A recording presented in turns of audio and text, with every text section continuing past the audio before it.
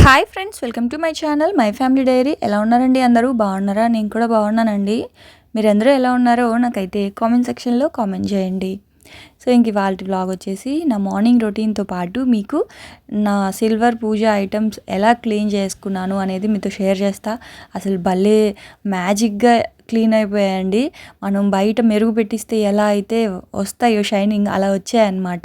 So కొంతమందికి తెలిసే ఉంటుంది. తెలియని వాళ్ళ కోసం ఎలా క్లీన్ చేయాలో కూడా ఇవాళ వ్లాగ్లో అయితే షేర్ చేస్తాను. అలాగే ఇంకా పూజకి కావాల్సినవన్నీ కూడా నేను ఎలా అరేంజ్ చేసుకున్నానో అదంతా కూడా చూపిస్తాను. సో ఇంక ఇక్కడైతే లంచ్ బాక్స్లోకి నేను ఇవాళ పన్నీర్ ఫ్రైడ్ రైస్ అయితే చేస్తాను. అలాగే టిఫిన్లోకి టమాటా చట్నీ, పల్లీ చట్నీ. ఎందుకంటే రేపు ఎల్లుండి కొంచెం బిజీగా ఉంటాం కదండి. సో 2 డేస్కి సరిపడా చట్నీస్ ఇప్పుడే చేసి పెట్టేసుకుంటున్నాను అనమాట. అప్పుడు ఏంటంటే ఇంకా ఇడ్లీ పెట్టేస్తే చాలు. మళ్ళీ సపరేట్గా చట్నీ చేయాలి అంటే ఉదయం పూట అస్సలు టైం ఉండదు కదా, వరలక్ష్మి వ్రతం అవన్నీ ఉంటాయి కదండి. సో అందుకని చెప్పి ఫస్ట్ పల్లీ చట్నీ, పల్లీలు ఫ్రై చేసేసుకొని పచ్చిమిర్చి వెల్లుల్లిపాయలు అయితే వేసేసాను. ఆ తర్వాత టమాటాల్లో కూడా అంతే అనమాట. ఒక 1/2 కేజీ టమాటాలు మీరు తినే కారాన్ని బట్టి, ఒక 5 పచ్చిమిరపకాయలు, ఒక 5-6 వెల్లుల్లి రెబ్బలు వేసి వాటర్ వేసి టమాటాలని ఉడికించుకోవాలి. అవైతే ఉడికిపోయాయి. తర్వాత ఇంకా రైస్ పెట్టేశాను. పన్నీర్ ఫ్రైడ్ రైస్ అని చెప్పాను కదా, సో దానికోసం ఫస్ట్ అయితే ఒక 1/2 అవర్ అలా రైస్ అయితే నానబెట్టి ఇంకా స్టవ్ మీద పెట్టేశాను.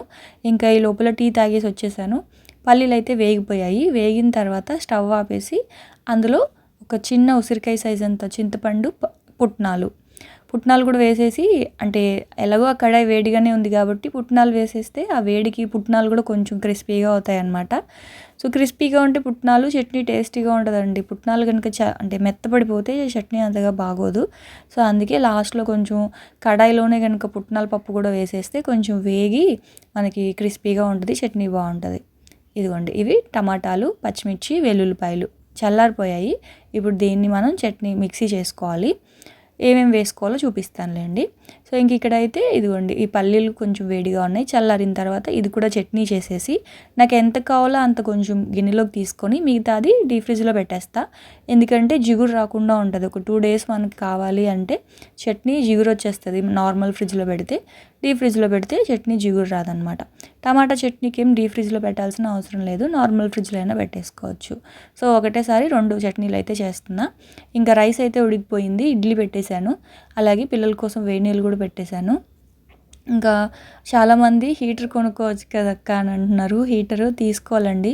హీటర్ తీసుకోవడానికి ఏం కాదు, కాకపోతే ఆ ఫిక్స్ చేయాలి కదా, మనం బాత్రూంలో ఫిక్స్ చేయాలి అంటే కరెక్ట్గా ప్లగ్ పాయింట్ లేదు, ఇంకా కిందకు ఉందన్నమాట. సో ఎక్కడ పెట్టాలో తెలియక ఆలోచిస్తూ ఉన్నాం అనమాట. సో తీసుకుంటాము. ఆ తర్వాత ఇంక ఇక్కడేమో ఇదిగోండి, టమాటాలని మిక్సీలో వేసేసాను. మామూలుగా అయితే కొంచెం కొత్తిమీర వేయాలండి. కొత్తిమీర నా దగ్గర లేదని కొత్తిమీర పుదీనా పేస్ట్ ఉంటే అది కొంచెం వేసుకున్నాను.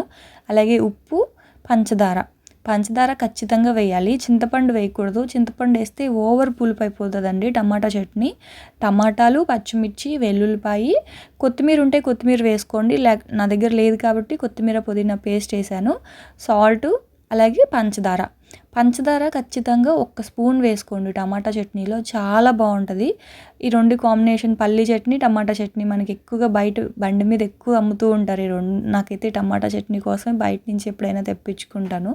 చాలా బాగుంటుంది అనమాట టిఫిన్ అయితే, అంటే ఈ రెండిటితోటి. సో అందుకే ఆ 2 చేసి పక్కన పెట్టేశాను. ఆ తర్వాత పన్నీర్ అయితే కట్ చేసేసుకున్నా. పన్నీర్ ఫ్రైడ్ రైస్ కోసం ఒక చిన్న క్యారెట్, ఒక 4-5 బీన్స్ కూడా కట్ చేసుకున్నాను. ఇంక ఇవి కట్ చేసుకునే లోపల ఇదిగోండి నీళ్ళు కూడా మరిగిపోయాయి. ఇంకా మా వాళ్ళకైతే ఇచ్చేయాలి. ఇంకా పిల్లలకైతే ఇచ్చేస్తున్నా. పిల్లలు అంటే మా వారేమి వేడి నీళ్ళు చేయరు, చన్నీళ్ళే అనమాట. పిల్లలు నేనే వేడి నీళ్ళు. సో ఇంక ఇక్కడేమో పిల్లలకి ఇచ్చేసి ఆ తర్వాత ఇడ్లీ ఏమో అటువైపు పెట్టేశాను. ఇంక ఇక్కడేమో పన్నీర్ ఫ్రైడ్ రైస్ అనమాట.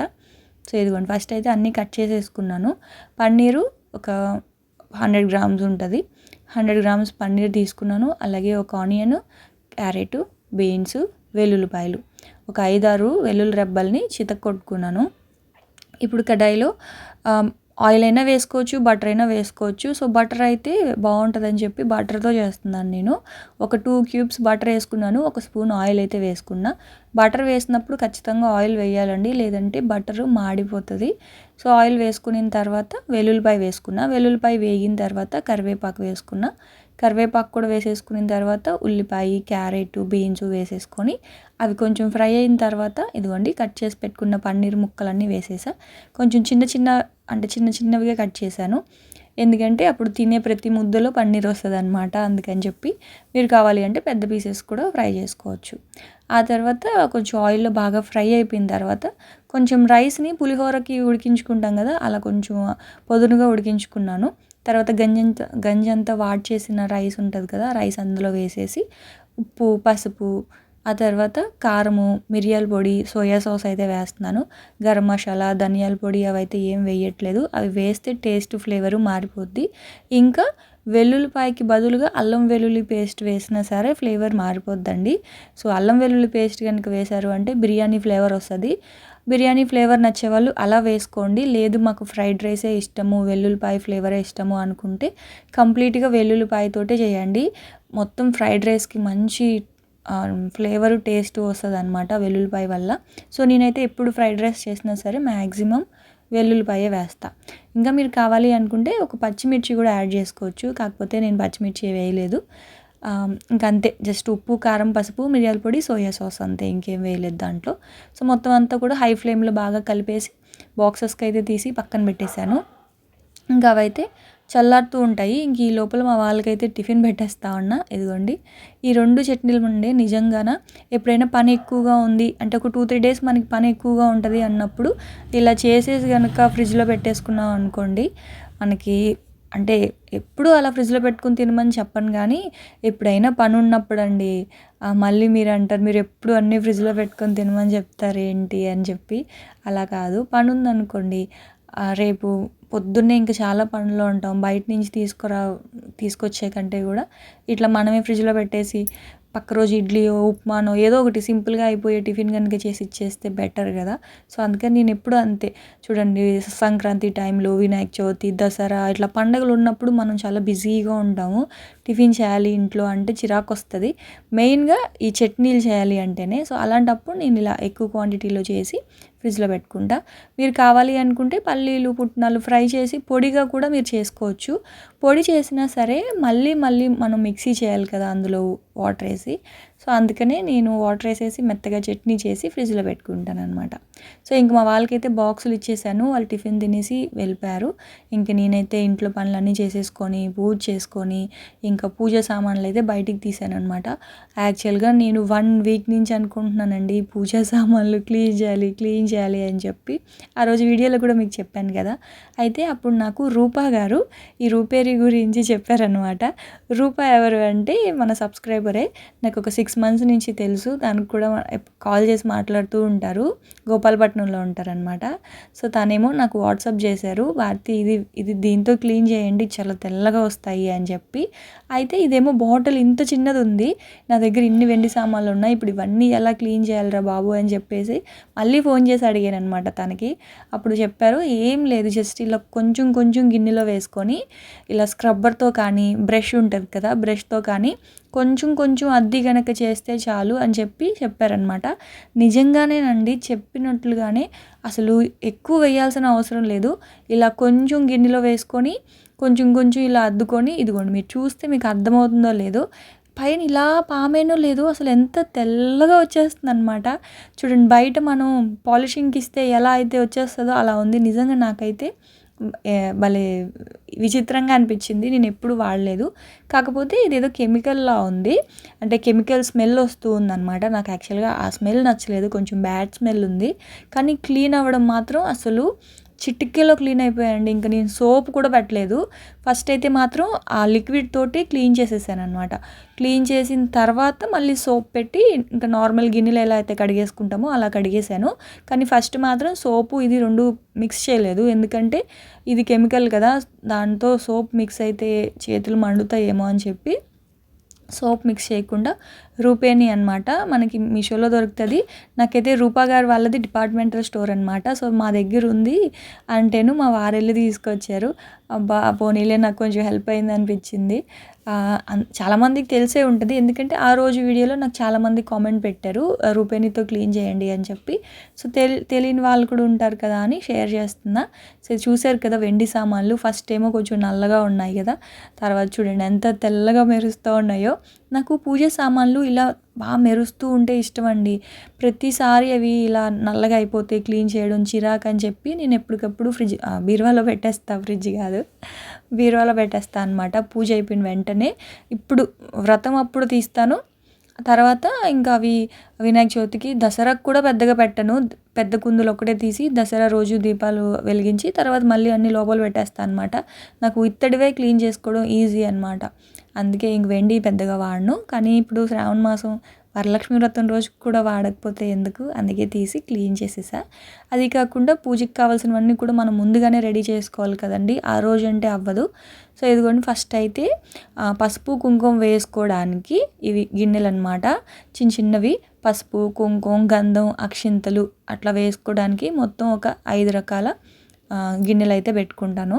ఇలా ఈ ప్లేట్లో పెట్టేస్తా. ఇవి వచ్చేసి అత్తయ్య దగ్గర దీపం పెట్టడానికి తీసుకున్నాను. దేవుడి దగ్గర పెట్టడానికి మా అమ్మ తీసి ఇచ్చింది. సో అత్తయ్య దగ్గర కూడా వెలిగిద్దాంలే అని చెప్పి చిన్నవి తీసుకున్నాను అనమాట. కుందెలు అదే చిన్న చిన్నవి దీపాలు. ఆ తర్వాత అమ్మవారి ఫేస్ తీసుకున్నా. ప్రతి ఇయర్ ఏదో ఒక వెండిదైతే తీసుకుంటాను. ఈ ఇయర్ అసలు ఏం తీసుకోలేదు. ఒక్కొక్క ఇయర్ ఇది వచ్చేసి మా పెద్దోడికి అన్నప్రాసనం అప్పుడు అమ్మ ఇచ్చింది. పెద్ద బాబుకి, చిన్న బాబుకి లేదు, పెద్దోడికే ఇచ్చింది. ఆ తర్వాత ఇంకా ఇదిగోండి ఇవి లాస్ట్ ఇయర్ తీసుకున్నాను కుందెలు. దీని వెయిట్ అడుగుతారు ఖచ్చితంగా, ఎందుకంటే ఇది వరకు కూడా ఒకసారి అడిగారు. 550 గ్రామ్స్ అండి, 1/2 kg కన్నా కొంచెం ఎక్కువ అనమాట.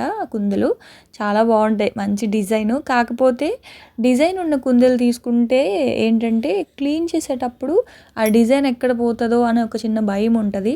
ప్లెయిన్ కుందెలు అనుకోండి, నాకు ఎక్స్పీరియన్స్ ఏంటి అంటే ఈ వెండి సామాన్లతోటి ఎప్పుడైనా సరే ఎవరైనా వెండి సామాన్లు కొనాలి అంటే బెటర్ మీరు ప్లెయిన్లో ఉండేవే తీసుకోండి, అస్సలు డిజైన్ ఉండేటివి తీసుకోవద్దు.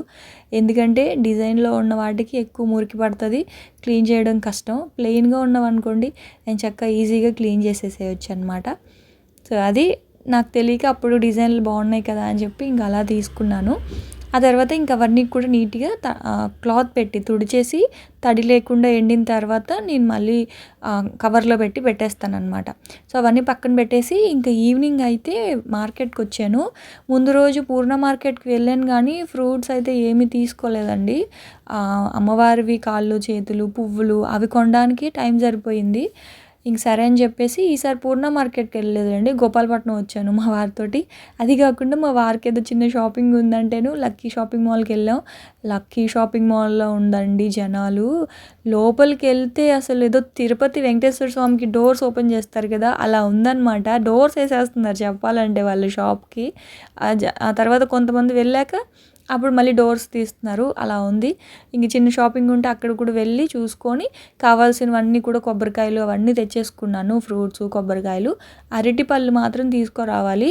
సో అరటిపళ్ళు మామిడి కొమ్మలు వ్రతం రోజు తీసుకొస్తానులే అని చెప్పారు మా వారు, అందుకే ఇంకా అవైతే తీసుకోలేదన్నమాట. ఇప్పుడు నేను ఏమేమి తీసుకున్నానో ఒకసారి చూపిస్తాను. ఫస్ట్ అయితే కలుషంలో వేసేవండి. నాకు అంటే కలుషం మనం ఇయర్కి ఒక్కసారి పెడతాం కాబట్టి కొంచెం టెన్షన్ ఉండదు, డైలీ పెట్టే వాళ్ళకైతే పర్లేదు. కానీ సో నేను ఏమేమి తెచ్చుకున్నానంటే కలుషంలో వేసుకోవాల్సినవి కొత్తది పసుపు కుంకుమ గంధము, ఆ తర్వాత కొన్ని అక్షింతలు, ఆ తర్వాత వెండిది కానీ రాగిది కానీ కాయిన్ అండి. 1 రూపీ కాయిన్స్ 5 రూపీస్ కాయిన్స్ నేనైతే వెయ్యను.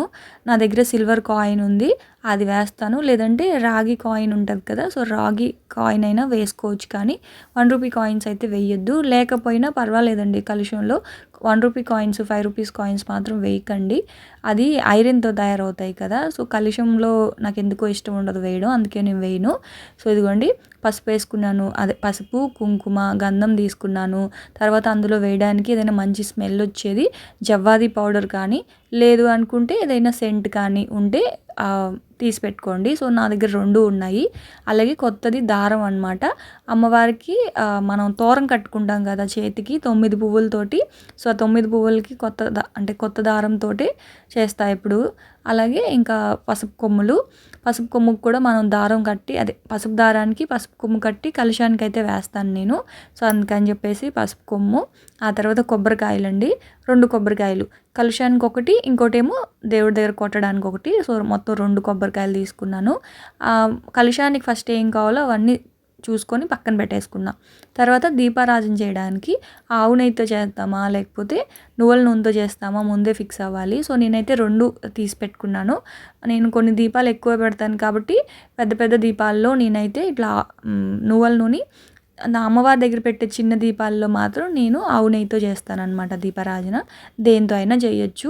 అలాగే ఇంకా ఏవి మర్చిపోకుండా అగరబత్తి, ఆ తర్వాత మెయిన్గా అగ్గిపెట్టి, ఆ తర్వాత ధూప్ స్టిక్స్, ఇంక ఇవన్నీ కూడా పక్కన పెట్టేసుకున్నాను పూజకి కావాల్సినవి.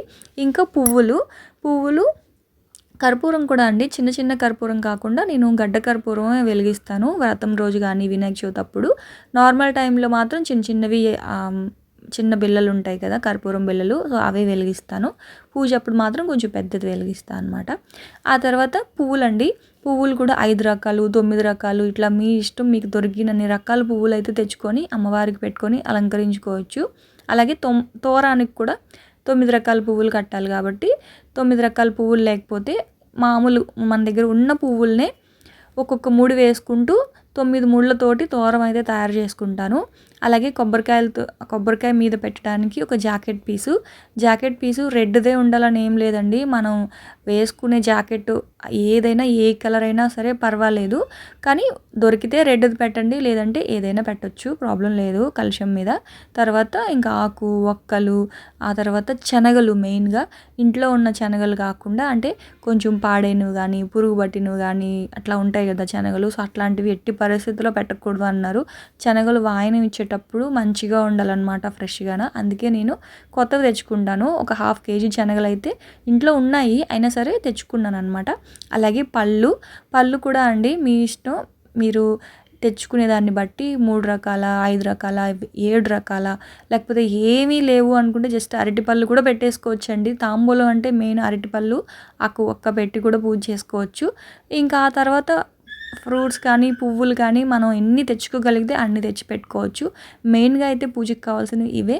ఆ తర్వాత అమ్మవారి చీర కావచ్చు, డెకరేషన్ ఐటమ్స్ కావచ్చు. ఇదిగోండి అమ్మవారివి కాళ్ళు చేతులు అవి కొన్నాను కదా, సో ఇవన్నీ కూడా నేను ఇలా ముందుగానే అరేంజ్ చేసి ఈ టేబుల్ మీద అయితే పెట్టేసుకున్నాను. ఆ టైంకి హడావిడి పడకుండా. సో డెకరేషన్ అవన్నీ కూడా నేను గురువారం రోజు ఈవినింగే తయారు చేస్తాను. సో అవన్నీ కూడా మీకు నెక్స్ట్ వ్లాగ్లో షేర్ చేస్తాను. సో ఇంక ఈ వ్లాగ్ అయితే ఇక్కడితో ఎండ్ చేస్తున్నాను ఫ్రెండ్స్. రేపటి వ్లాగ్లో మళ్ళీ కలుస్తాను. అప్పటి వరకు అయితే ఉంటాను. Bye friends, bye.